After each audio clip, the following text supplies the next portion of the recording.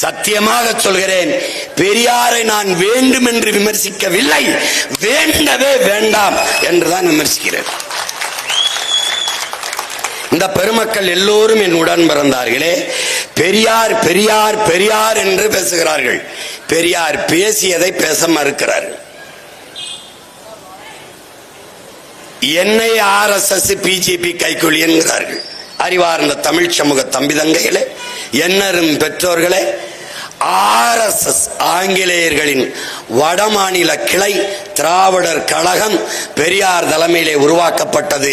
தென் மாநிலங்களின் கிளை, ஆங்கிலேயர்களின் ஏவல் கிளை. எப்படி சொல்ற சீமான்? RSS காரர்கள் சங் பரிவார் ஜனசங்கத்தில் இருந்தவர்கள் விடுதலைக்காக போராடல. பகத்சிங் போல தூக்கல தொங்கல. எங்கள் பாட்டன் வஉசி போல செக்கை இழுக்கல.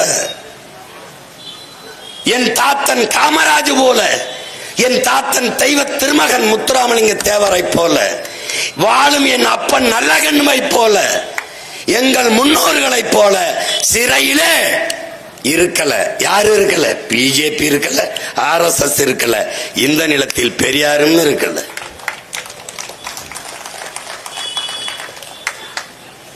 உனக்கு சந்தேகமா இருக்க? பெரியார படத்தை பார்த்துக்க சொல்லக்கூடாது, படிச்சுட்டு பேசணும். தம்பி,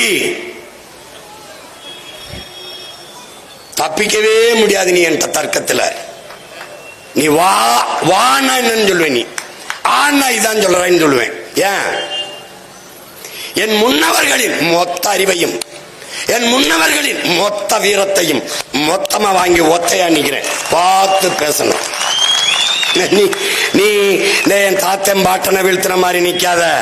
அவன் பேரன் சோரனா இல்ல தீரனா வீரனா சூரனா வந்து நிக்கிறேன்.